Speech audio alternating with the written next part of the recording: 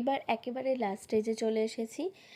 চাউ মানে চাউতে যা যা দেওয়া হয় সেগুলোই দেওয়া যায়, তবে আমার কাছে সেরকম কিছু সবজি ছিল না, তাই জন্য আমি আর কি বলে অধৃত সেরকম সবজি কিছু সেরকম খেতে চায় না, তাই জন্য আজকে দিইওনি, থাকলে হয়তো দিতাম, কিন্তু ছিল না বলে দিইনি। আলু, পেঁয়াজ আর ডিম দুটো মানে এই তিনটেকে ফ্রাই করে নিলাম, ফ্রাই করে নিয়ে এবার কাঁচা লঙ্কা বা চিলি ফ্লেক্সও আমি কিছু দিইনি, কারণ যেহেতু ছোটো ওরা খাবে না, শুধু শুধু দিয়ে কোনো লাভ নেই।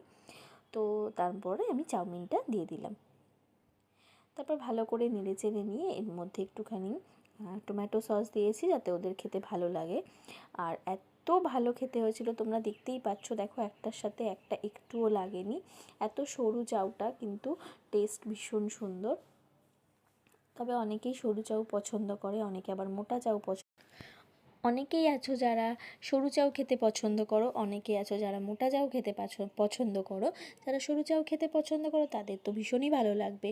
আর এখন তো ময়দা খাওয়া খুবই মানে খারাপ, মানে স্বাস্থ্যের জন্য খারাপ, তাই জন্য এরকম জিনিস যখন উঠছে তখন আমরা এগুলোকে ট্রাই করতেই পারি।